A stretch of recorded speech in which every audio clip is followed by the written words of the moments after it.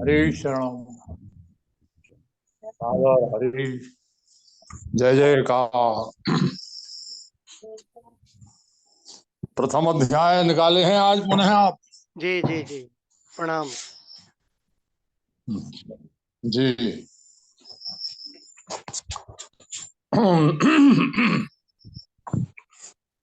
श्री कृष्णाय नमः। वासुदेवाय नमः। गोपीजन वल्लभाय नमः। सद्गुरु चरण कमलेभ्यो नमः। प्रथम अध्याय श्रीमद् भगवत गीता का प्रथम अध्याय। एक समय पार्वती जी ने पूछा, हे महादेव जी, किस ज्ञान के बल पर संसार के सब लोग आपको सेवक कहकर पूजते हैं? नमः शिवाय रुद्राय नमः शक्तिधराय च सर्व विद्यापतये भूतानां पतये नमः। सर्वत्र आपका पूजन है। आप वह कौन सा ज्ञान धारण किए हुए हैं जिसके बल पर आपको सर्वत्र नमन है? आपका स्वरूप कैसा है? आप मृगछाला ओढ़े रहते हैं और अपने सभी अंगों में शमशान की विभूति लगाए रहते हैं। आपके गले नर मुंडों की माला पड़ी हुई है। इनमें तो कोई भी वस्तु पवित्र नहीं। फिर आप किस ज्ञान से पवित्र माने जाते हैं? नारायण नारायण नारायण।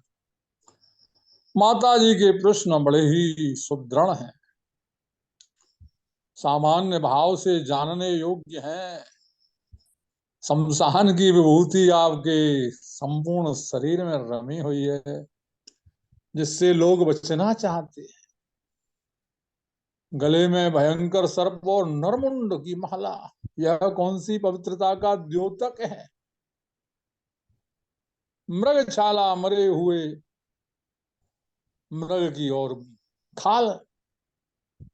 प्रभु, इनमें कोई वस्तु तो पवित्र नहीं। आखिरकार वह कौन सी पवित्रता आपने धारण कर रखी है? कैसे आप पवित्रतम हैं, पवित्रतम हैं? तब महादेव जी ने उत्तर दिया, प्रिय सुनो, मैं गीता ज्ञान को अपने हृदय में धारण करने से पवित्र माना जाता हूँ। इस ज्ञान से मुझे बाहर के कर्म नहीं व्यापते। धन्य है भगवान शिव का भाव, जिस भाव के आधार पर बहिर्मुख होते ही नहीं आंतरिक पवित्रता। तब पार्वती जी ने कहा, भगवान, जिस गीता ज्ञान की आप ऐसी स्तुति कर रहे हैं, उसके श्रवण करने से भी कोई कृतार्थ हुआ है क्या? प्रभु शिव ने उत्तर देते हुए कहा, इस ज्ञान को सुनकर बहुत से जीव कृतार्थ हुए हैं और आगे भी होंगे। कैसी सुंदर यात्रा आज के अभी संपुट श्लोक के विवेचन में नित्य प्रलय, नैमित्तिक प्रलय, महाप्रलय और आत्यंतिक प्रलय, इन चारों के भावों का जब विचार होता है तो केवल जो भगवान शिव हमें विज्ञान प्रदान कर रहे हैं, प्रयोगात्मक विज्ञान वही है जो कसौटी पर खरा उतरता है, प्रयोग के पश्चात परिणाम देता है। उसी को विज्ञान की संज्ञा समझना समुचित है। क्यों? प्रयोग होकर प्रयोग के पश्चात उसका उपयोग है। तो ऐसे ही भगवान शिव की जो ये बात है बड़ी ही श्रेष्ठतम है कि वो कह रहे हैं इस ज्ञान को सुनकर, हाँ, पूर्व में उन्होंने कहा कि मैं गीता ज्ञान को अपने हृदय में धारण करने से पवित्र हूं। इस ज्ञान से मुझे यह वाक्य बड़ा ध्यान देने योग्य है। इस ज्ञान से मुझे बाहर के कर्म नहीं बांधते, नहीं व्यापते। हरि शरणम, हरि शरणम, हरि शरणम। दूसरा प्रश्न था उनका, क्या इस ज्ञान से और भी लोग कृतार्थ हुए हैं? तब भगवान शिव सुना रहे हैं, हाँ हुए हैं और आगे भी होंगे। मैं तुम्हें एक पुरातन कथा कहता हूं, तुम सुनो। एक समय पाताल लोक में शेषनाग की सैया पर श्री नारायण जी नेत्र बंद करके आनंद में मग्न थे। उस वक्त भगवान के चरण दबाते हुए लक्ष्मी जी ने पूछा, हे प्रभु, हरि हरि हरि, निद्रा और आलस्य तो उन पुरुषों को व्यापते हैं जो जीव तामसी होते हैं। फिर आप तो तीनों गुणों से अतीत हो, त्रिगुणातीत। प्रभु त्रिगुणातीत हैं। संसार इन गुणों में वर्तन करता है। यह प्राकृत प्राकृत जीव अपरा के साथ संबंध रखकर और गुणमय बन जाता है। त्रिविवर गुणमयी भावई रेवी सर्वमयम जगत। त्रिविवर गुणमया भावई रेवी सर्वमिदं जगत, मूढ़ो हम नावजानंती। वो उस अव्यक्त को, परम को नहीं जान पाता। ये तीनों गुणों का ऐसा प्रभाव है। माता जी वही कह रही हैं, आप तो गुणातीत हैं। आलस्य तो उनको स्पर्श करता है जो इन गुणों के फेर में होते हैं। आप तो वासुदेव हैं। आप जो यह नेत्र बंद करके बंद किए हुए हैं, इससे मुझको बड़ा आश्चर्य है। नारायण जी ने उत्तर देते हुए कहा, माता जी ने सामान्य प्रश्न किया कि आज आप सो कैसे रहे हैं नेत्र बंद करके? आपको तो यह निद्रा प्रमाद आदि स्पर्श भी नहीं कर सकते। भगवान बोले, लक्ष्मी, मुझको निद्रा आलस्य नहीं व्यापते। एक शब्द रूप जो भगवत गीता है, श्री हरि, उसमें जो ज्ञान है, उसके आकार रूप है, वह गीता शब्द रूप अवतार है। इस गीता में यह अंग है। संपूर्ण गीता का महत्व स्पष्ट कर रहे हैं श्री हरि। कह रहे हैं इसका स्वरूप शब्द रूप में है, इसके अंग हैं 5 अध्याय तो मेरे मुख हैं, 10 अध्याय मेरी भुजाएं हैं।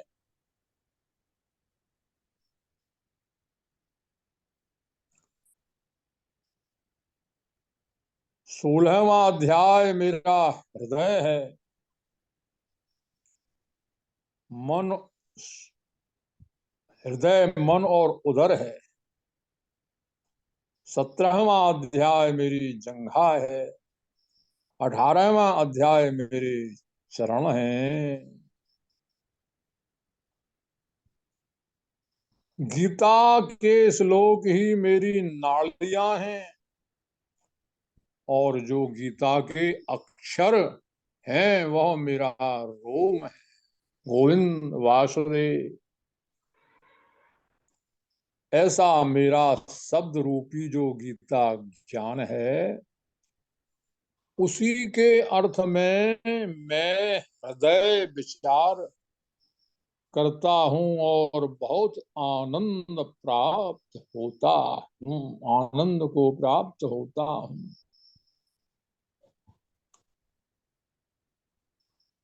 यह महात्म्य बार बार पढ़ने योग्य है। यह जो इसमें पैरा आया है, भगवान ने जो अपने गीता के अध्यायों को अपना हृदय भुजा, मन, उदर, जंघा, चरण और प्रत्येक श्लोक को नाड़ी, जब हमारे प्राण निकलते हैं तो एक एक नाड़ी में से प्राण निकलते हैं। 9 नाड़ी के प्राण, एक एक अक्षर मेरा रोम है। गीता के स्वरूप को जानकर, जिस गीता के इस ज्ञान में भगवान स्वयं रमण कर रहे हैं, वो कह रहे हैं कि मैं इसके अर्थ में, इसका अर्थ अपने हृदय में विचार करते हुए आनंद मग्न रहता हूं, मुझे बड़ा आनंद प्राप्त होता है। लक्ष्मी जी बोली, हे नारायण जी, जब श्री गीता जी का ज्ञान इतना है तो उसका, अरे फिर पीछे आ गए क्या? बैक हो गया भाई साहब कुछ? नहीं नहीं नहीं, यहाँ लक्ष्मी जी पूछ रही हैं, वहाँ शिव जी थे। हम्म। और जो गीता के अक्षर हैं वो मेरा रोम है। ऐसा मेरा शब्द रूप जो गीता ज्ञान है, उसी के अर्थ में मैं हृदय विचार करता हूँ और बहुत आनंद को प्राप्त होता हूँ। लक्ष्मी जी बोली, हे नारायण जी, जब श्री गीता जी का ज्ञान इतना है तो इसको सुनकर कोई जीव कृतार्थ भी हुआ है, सो मुझसे कहो। तब श्री नारायण ने कहा, हे लक्ष्मी, गीता को सुनकर, गीता ज्ञान को सुनकर बहुत से जीव कृतार्थ हुए हैं, सो तुम श्रवण करो।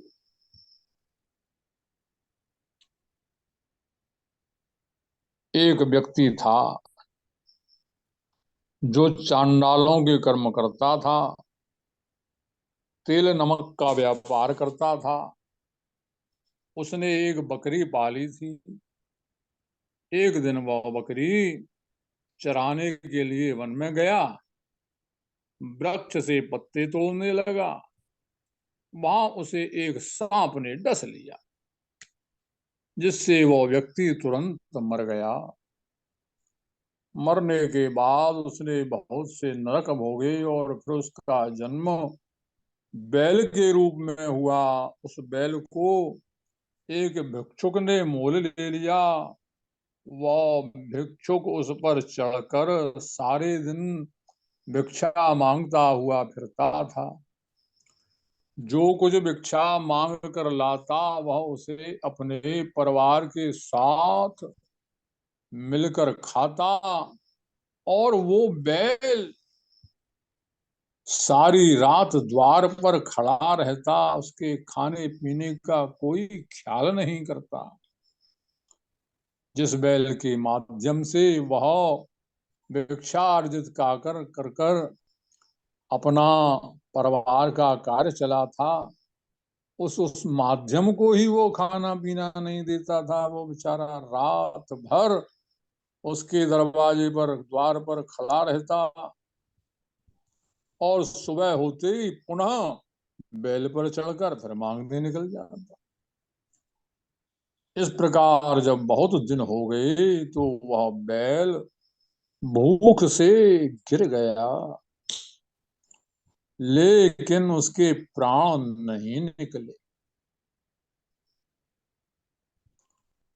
नगर के लोगों ने देखा उस बैल को कोई तीर्थ का फल देवे, कोई व्रत का फल दे, तब भी उस बैल के प्राण नहीं छूटे।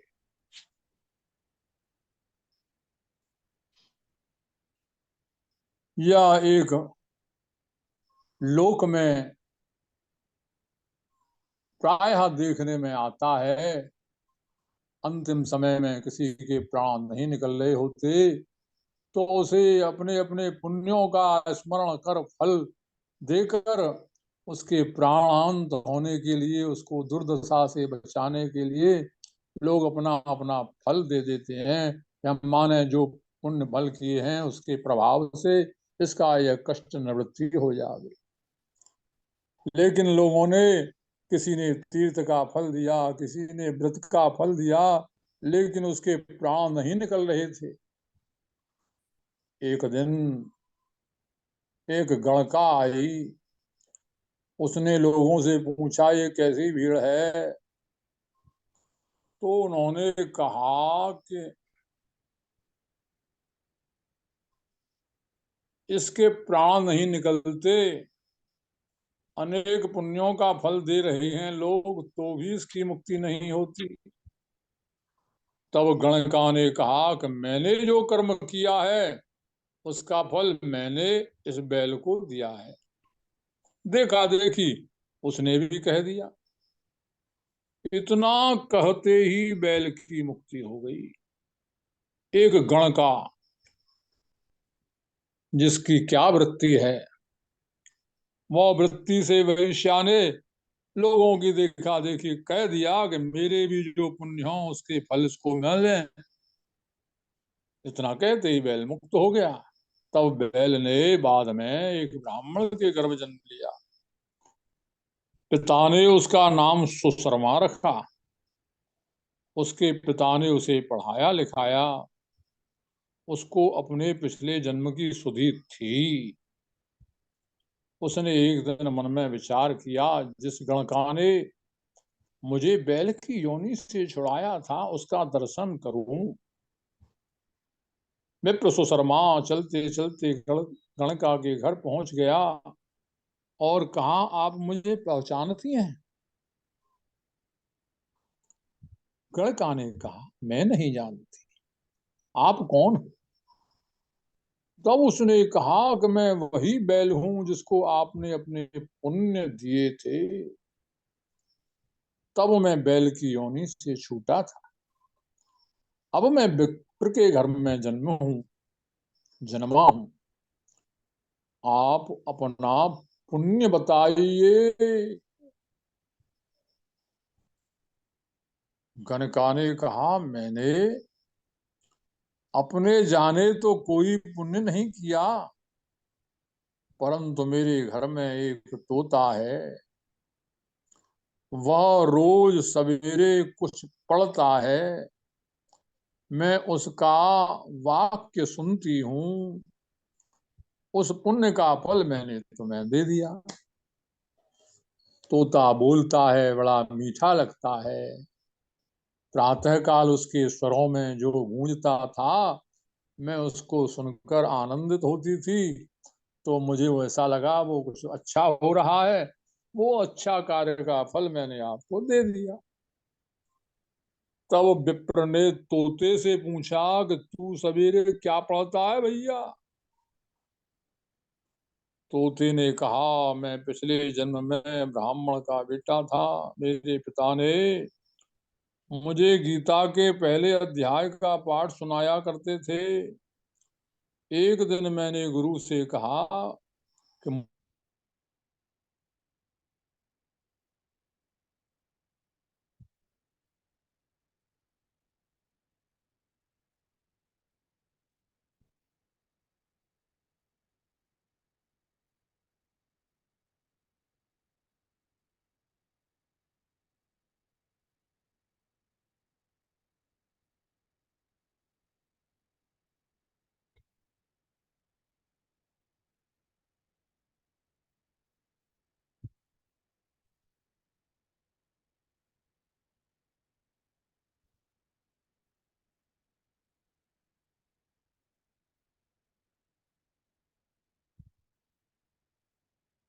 हरी जय शरण। श्री कृष्ण।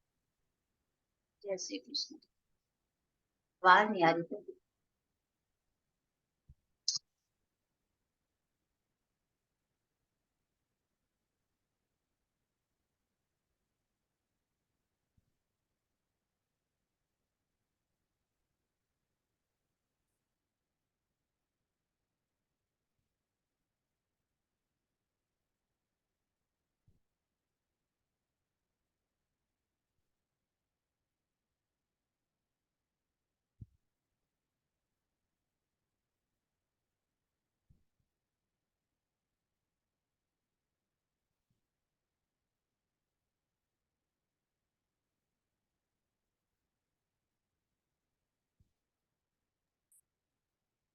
बस नहीं आ रही है। जय श्री कृष्ण। जय श्री कृष्ण। इंतजार कीजिए, वो उनका कनेक्शन टूट गया है, वापस आ रहे हैं।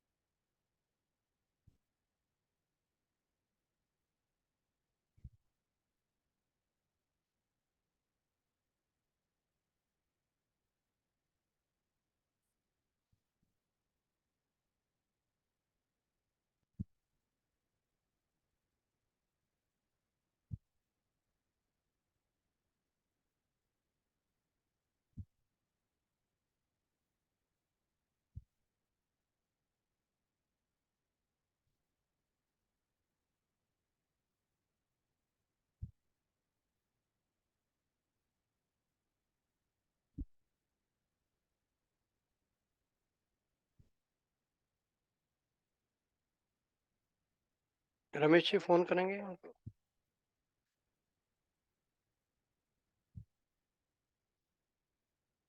मैं करूं? जी। जय श्री कृष्ण। आप पढ़ना ही कीजिए है? रमेश जी। रमेश जी आप कीजिए फोन सुभाष ये जी को। पढ़ना है? नहीं नहीं नहीं। अच्छा, सुभाष जी को फोन करें? जी। हाँ जी, क्यों पढ़ रहे थे ना? ओके। हाँ, एक मिनट।